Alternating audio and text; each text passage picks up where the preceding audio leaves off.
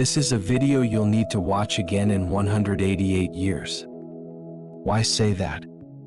Because in the field of science, from a bold hypothesis to its final confirmation, often requires the exploration of several generations.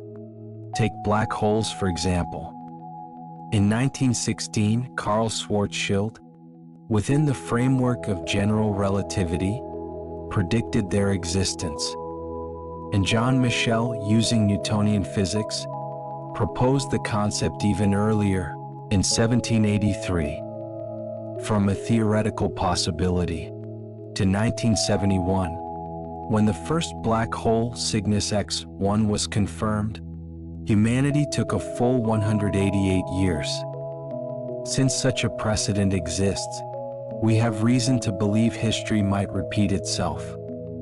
In the vast world of science, among those seemingly bizarre ideas, perhaps hide strange stars and peculiar forms of matter.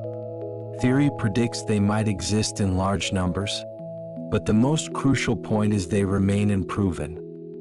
What we're discussing today are these cosmic wonders that might truly exist, but await proof. Perhaps some of them will be found by us in the next 188 years, and some might also be proven to be just beautiful mistakes. First, let's look at the mother of all things, stars. For astronomers, stars are among the most beautiful, most awe-inspiring celestial objects in the universe. Through violent thermonuclear reactions, they release immense light, warming nearby planets. The reason they are called the mother of all things is because they produce, through mergers and supernova explosions, the heavy elements that constitute most of the matter around us. Yes, every heavy atom in your and my body was once part of a star. We are all, in the truest sense, stardust. Regarding how stars operate, scientists could say they have a pretty thorough understanding. We can even precisely calculate that our sun, this middle-aged star, has about 5 billion years of fuel left, after which it will become a red giant. But today's protagonists are not ordinary stars. They are those never seen, only existing in theory, bizarre existences. Astrophysicists predict they might truly exist, and some might even be made entirely of vacuum. To understand these non-existent stars, let's start with the sun, to see how a normal star operates. The sun is a giant ball of gas. Its gravity pulls everything toward the center.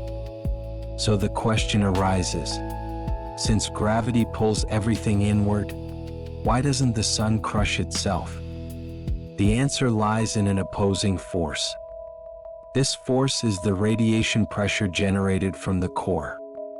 You can imagine it as the nuclear fusion reactions inside the sun, like billions of tiny light bulbs, continuously emitting light and heat outward. This outward push is like a giant balloon, holding the sun up from the inside, preventing it from collapsing under its own gravity.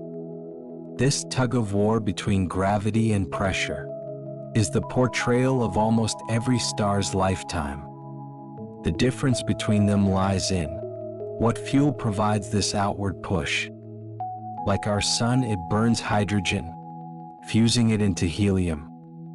After 5 billion years, when the hydrogen is exhausted, it will start burning helium, inflating itself into a red giant. Ultimately, when all fuel is exhausted, fusion stops, the light bulbs go out, and the sun will collapse under gravity into a small, dense white dwarf. At this point, it can no longer be called a star, only a stellar remnant. But a new problem arises. Since the push from nuclear fusion is gone, what force is supporting the white dwarf, preventing it from collapsing further? Now a brand new force enters the stage. It's called electron degeneracy pressure. This is a pure quantum effect. You can imagine it as, you can't push your hand through a wall, because the electrons composing the wall and your hand are saying, stop crowding. Personal space is limited. Inside a white dwarf, matter is compressed to the extreme. It is by this quantum rule of refusing excessive intimacy that the electrons stubbornly withstand gravity. But this personal space also has a limit. This limit is the Chandrasekhar limit, approximately 1.4 times the solar mass. Once the mass of the stellar remnant exceeds this number, the electron's defense line breaks. Gravity continues to crush. Now it's the turn of the neutrons in the atomic nuclei. They unite, producing an even stronger repulsive force, neutron degeneracy pressure, forming the densest, smallest known objects in the universe, neutron stars. So, does this defense line of neutron stars also have a limit? You guessed right. This limit is about 2.2 times the solar mass. Once this limit is exceeded, the neutron star will continue to collapse. And this time, there is no force that can stop it anymore. As far as we know, neutron degeneracy pressure is the last line of defense in the material world. Once it is breached, gravity will compress matter infinitely. From our external perspective, it becomes a space-time abyss that only takes in and never lets out. Black hole. All right, we've gone through the script of conventional stars. But scientists always like to ask, what if? What if a star is not composed of the ordinary matter we are familiar with? What if some kind of exotic matter exists in the universe that can produce a repulsive force stronger than neutron degeneracy pressure? What kind of new star would then be born? You might think, wouldn't it just become smaller and more deadly than a neutron star, until it becomes small enough to turn into a black hole? If you think so, you're almost right. Physicist Buchdahl calculated an interesting safe distance in 1959. Any star made of real matter, that is, matter with positive energy density and positive pressure, size, must be at least 9/8 times that of a black hole of equal mass. This tiny difference ensures there is always a clear boundary between stars and black holes. But right then, physicists began to contemplate some less conventional stars. For example, what if a star could have both positive and negative pressure inside? Then Buchdahl's safe distance doesn't apply. The size of such a star can approach that of a black hole infinitely. What do these exotic stars with negative pressure inside look like? The answer is even weirder than you might imagine. According to an equation called TOV, for such a star to exist stably, the pressure inside becomes incredibly wild, from a huge negative pressure at the center, to a point where it suddenly spikes to positive infinity, then slowly drops to zero at the surface.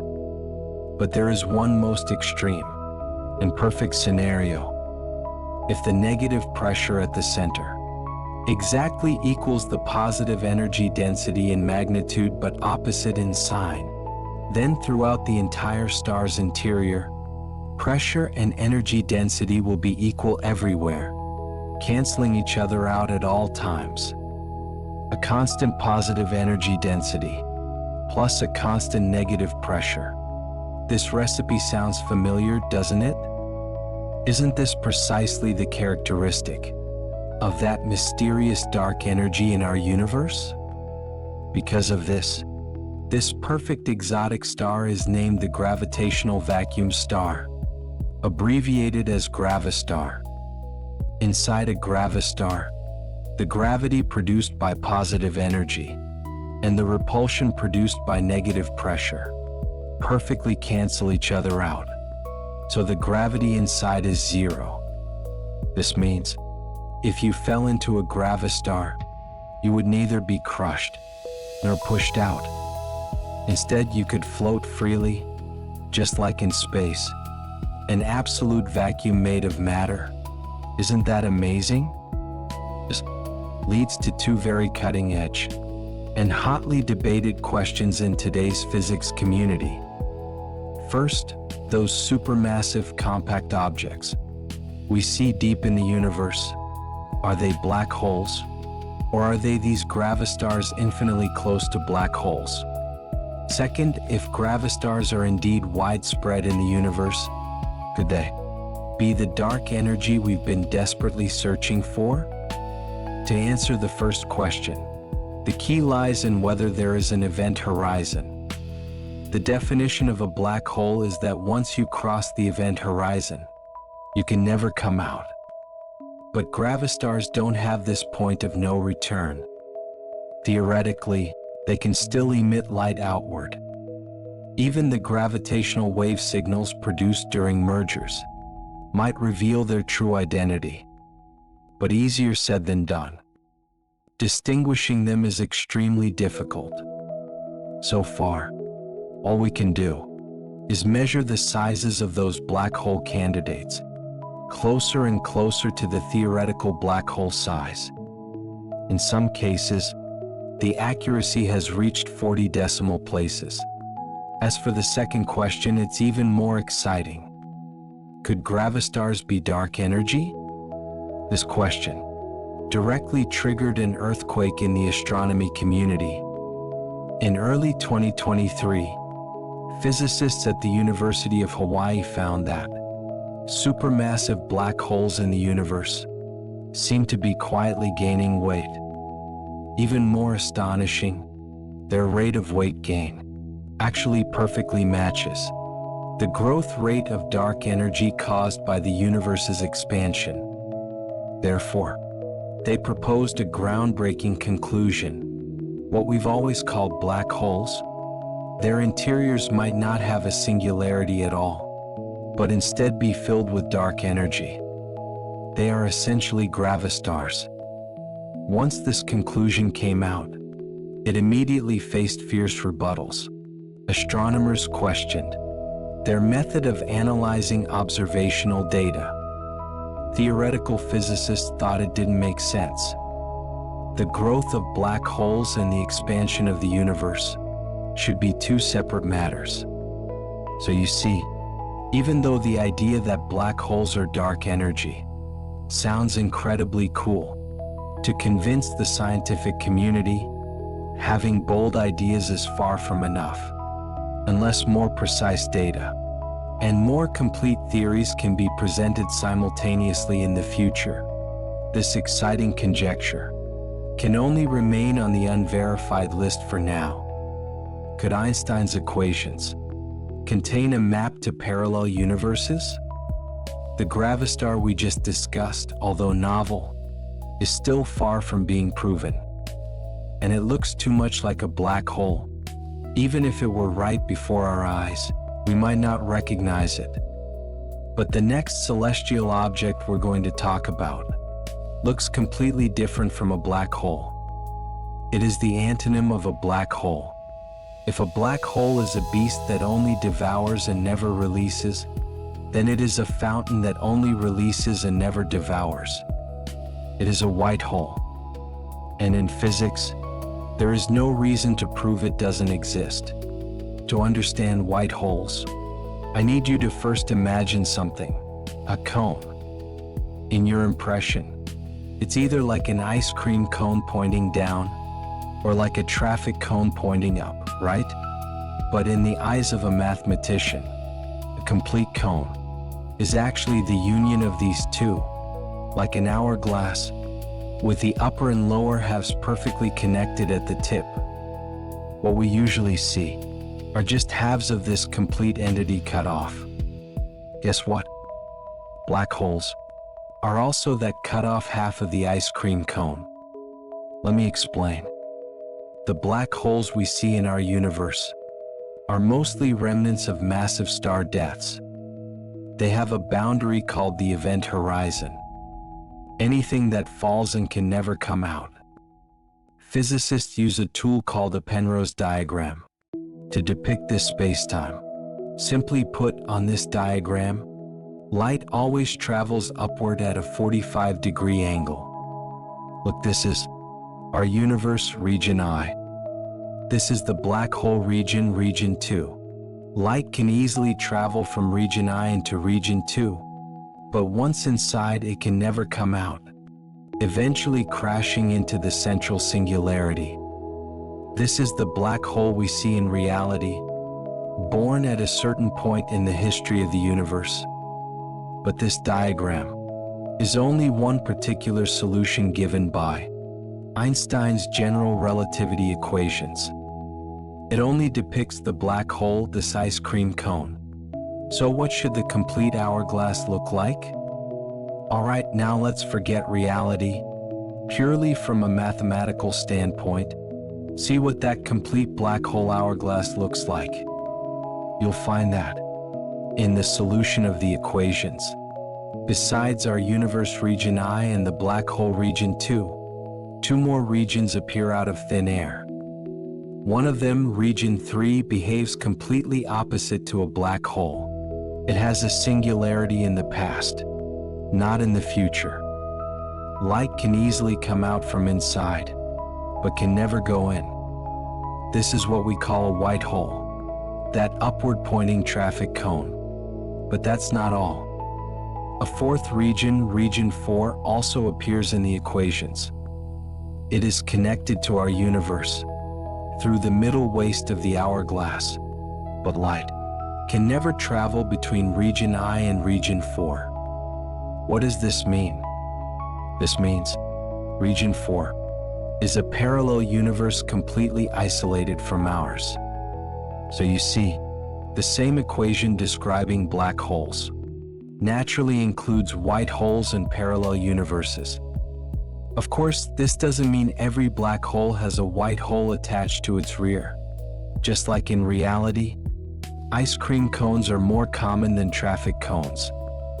The universe might have only chosen part of the equation to manifest.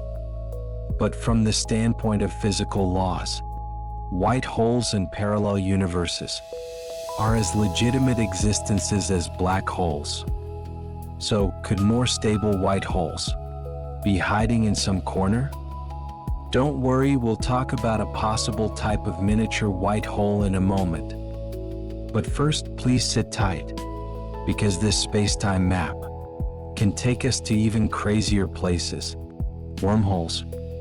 What we just saw was the simplest, non-rotating, uncharged black holes map. Once a black hole rotates, this map becomes incredibly complex and fascinating. It is no longer 4 regions, but turns into infinitely repeating universe cells. Most crucially, the singularity at the center of a rotating black hole is no longer a point, but becomes a ring. What does this mean?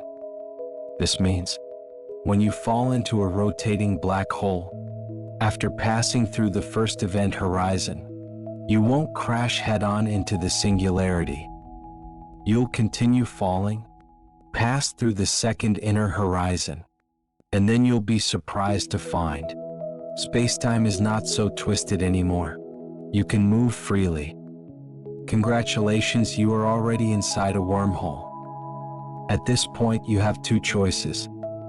One choice is, if you are brave and skilled, you can pass through the middle of that singularity ring, directly entering another brand new time region, region 6 or 8.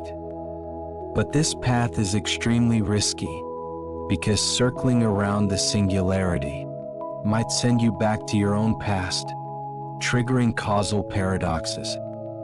Physicists generally believe this might just be a flaw in the theory. A safer choice is to turn around and head outward. You'll pass through the inner horizon again, but this time the exit you come out of is no longer the universe you came from. Instead, you'll enter a white hole region, region 3. and then be spat out by it into a brand new parallel universe. The only regret is your family and friends are not there. And when you arrive, your old universe might have passed an infinite amount of time. You will, in the true sense, live in a brand new future. Although this cosmic level theory can't really let you travel, it's absolutely perfect for bedtime. If you're afraid your phone screen stays on, you can try soda music in the bottom left corner. Turn on its listen to Doing mode. It supports lock screen playback and can be turned off on a timer, perfect for sleep. But when you wake from your dream, note, theoretically this journey is cool, but in reality you likely wouldn't survive. The wormhole itself might also collapse the moment you enter it. So, in this crazy space-time map, how much of it is real? Rotating black holes are everywhere, but their internal reality is anyone's guess. Real black holes are formed by the violent collapse of stars, not as clean and perfect as theoretical models. And general relativity itself might also fail near the singularity. So time travel, infinite universes, these might just be mathematical beauties. But the possibility of white holes existing seems much greater. In recent years, a very interesting hypothesis has become popular. White holes are the afterlife of black holes. No, this isn't mythology. It's supported by mathematics. We know black holes slowly evaporate through Hawking radiation, becoming smaller and lighter. But when it shrinks to around the Planck scale of only 20 micrograms, general relativity breaks down. At this point, a theory called loop quantum gravity takes over the stage. This theory predicts such a small black hole won't continue shrinking to disappear. Instead, it will undergo a quantum bounce. With a pop, it turns into a miniature white hole. And then, over a very long time, it spits everything it once devoured back into the universe. Even more amazing is, although this white hole is small, the space-time inside it is stretched like a long pipe, capable of storing vast amounts of information. This might solve the information paradox that has plagued physics for decades. The information that fell into the black hole didn't disappear. It's stored here, waiting to see the light of day again in the distant future. This theory can be played even bigger. We know our entire universe's Big Bang, in a sense, is like the creative eruption of a giant white hole.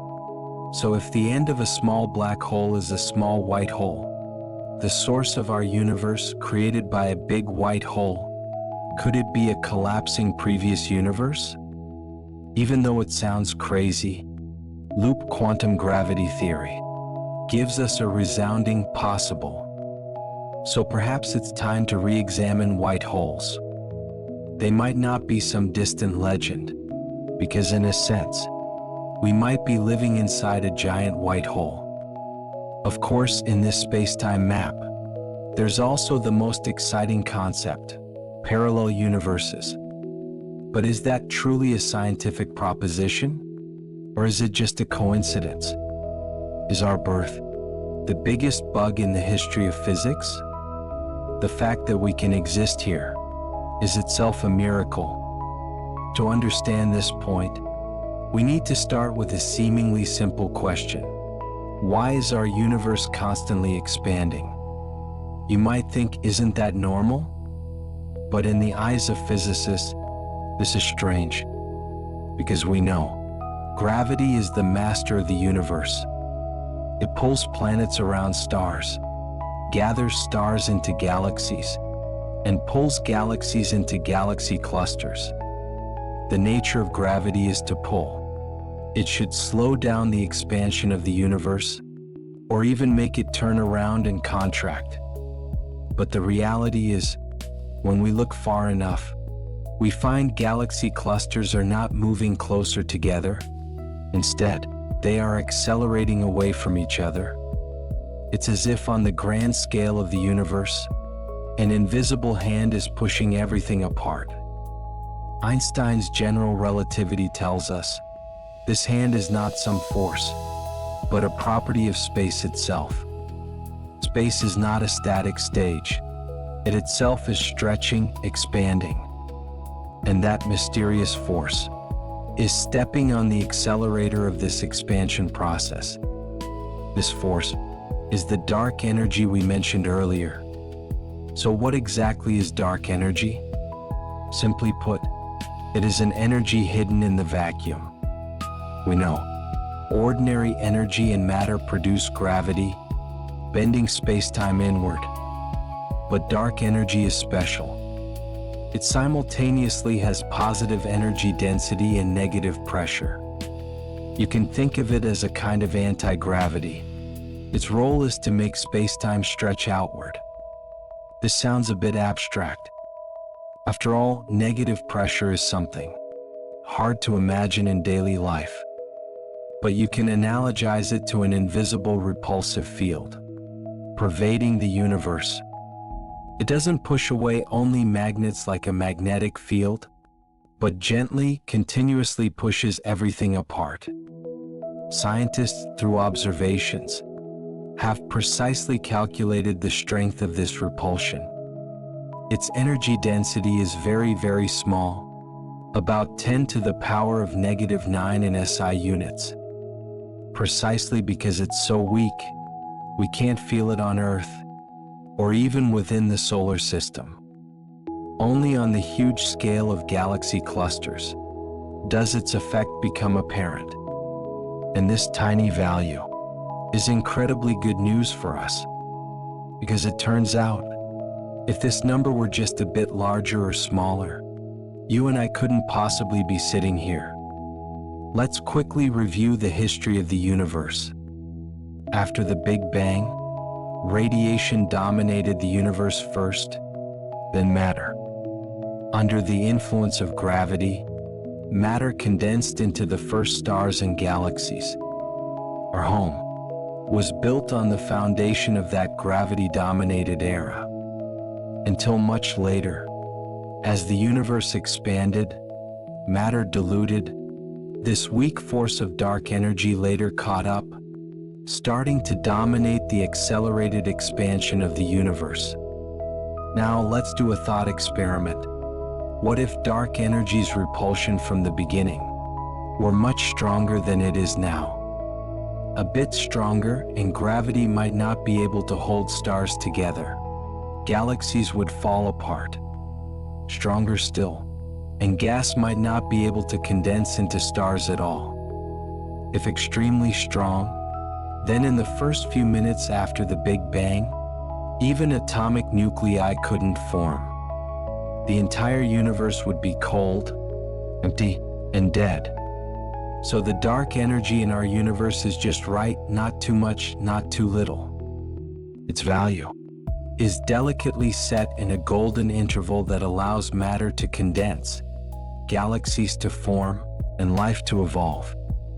So what value do physicists, using our most cutting-edge theory, quantum field theory, calculate it should be?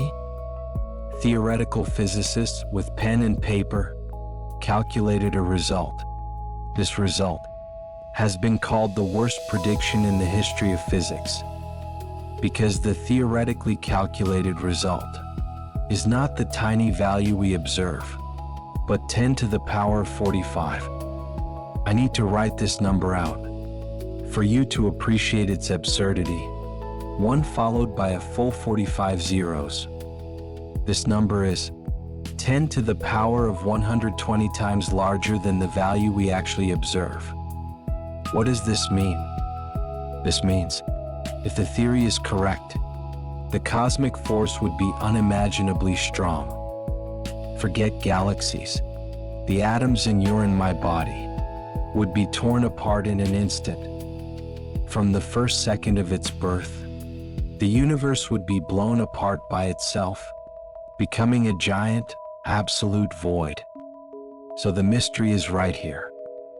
Why does our most successful physical theory give such an outrageously wrong answer? Why does the dark energy in reality just happen to converge to that minuscule level that allows us to exist?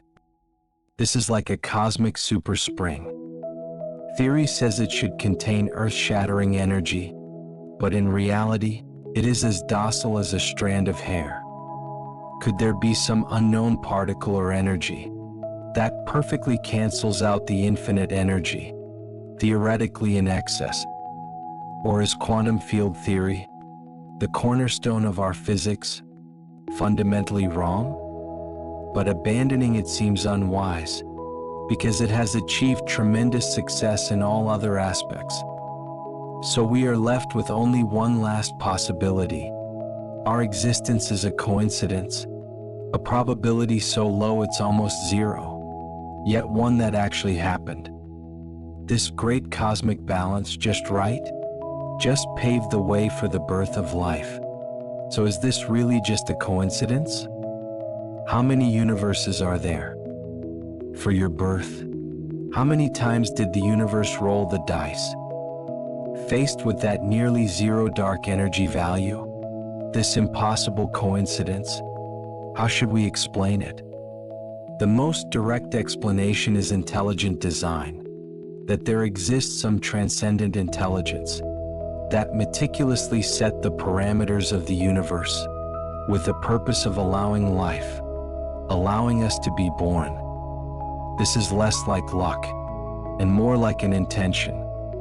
Of course, this answer is beyond the scope of science because it is essentially unprovable or unfalsifiable. So scientists need an answer within the scientific framework, and that answer is the multiverse. The core of this idea can be summarized in one word: the anthropic principle. This was proposed by physicist Steven Weinberg in 1987. Simply put, the reason we find ourselves in a universe with parameters so finely tuned for life is precisely because only in such a universe could we possibly exist. And ask this question. This is like you winning the jackpot in a huge lottery with a probability of 1 in a billion. You exclaim, "I'm so lucky." But you wouldn't think the lottery itself is problematic, because only you, the winner, have the chance to ponder this lucky question. And those billions who didn't win simply wouldn't become thinkers. Weinberg even made a prediction. He believed the conditions for life's existence cannot be more stringent than the conditions for galaxy formation. As long as dark energy's repulsion is small enough for galaxies to form, then life could potentially appear. Through calculation, he derived an upper limit for dark energy. And the real value we observe today, although slightly smaller than his upper limit, belongs to the same order of magnitude. This shows the existence of life and the magnitude of dark energy indeed have a startling correlation. But there's a logical key point here. Our ability to exist doesn't mean we should exist. The probability of that coincidence is still ridiculously low. How low exactly? Imagine I ask you to randomly think of 3 numbers between -1 and 1, add them together, and require the absolute value of the result to be less than a number, with a decimal point followed by a full 55 zeros. What do you think the probability of one success is? Almost zero, right? But what if I give you infinite chances? Let you keep rolling, keep adding, rolling 1 followed by 56 zeros that many times? Then, according to probability theory, the occurrence of that nearly zero result goes from impossible to inevitable. The multiverse theory applies this logic to the universe. It posits our universe is not unique, but there exists a vast collection of universes That is, the multiverse. The dark energy value of each universe is the result of one random roll of the dice. In the vast majority of universes, this value is either enormous, causing the universe to tear apart instantly, or a huge negative number, causing the universe to collapse instantly. They are all dead, boring universes. But among those infinite drafts, there will always be a few universes like ours, luckily rolling an extremely small value, thus allowing galaxies, life, and us to be born. We find ourselves here, not because of some divine intention, but simply because we can only be here. This explanation is clever. It doesn't need coincidence, and it doesn't need God. It just needs enough universes. So, what styles of multiverse do physicists envision? The first is a temporal multiverse. It posits the universe goes through eternal cycles of big bangs and big crunches.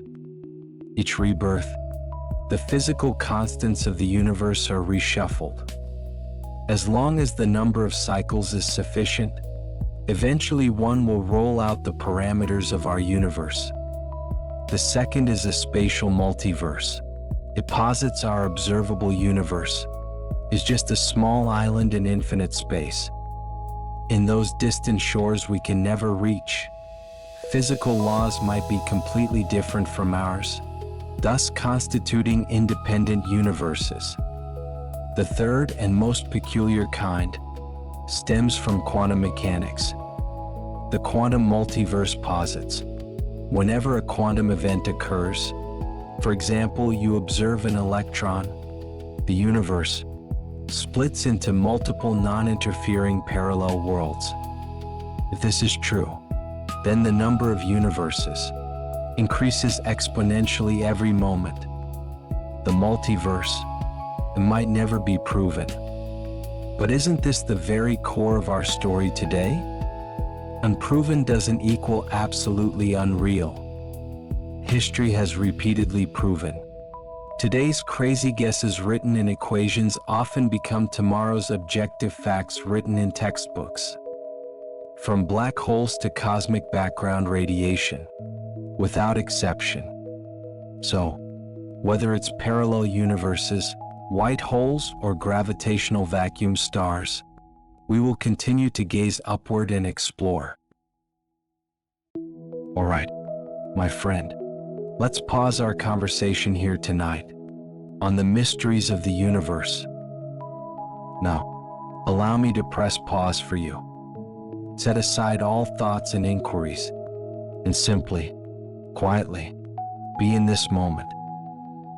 From here, my voice will fade away, leaving only the silent tapestry of the cosmos and a carefully chosen piece of pure music, tuned to 432 Hz. Science suggests this frequency resonates deeply with the natural vibrations of the universe and the rhythm of life itself, soothing your nervous system and guiding you into deep relaxation.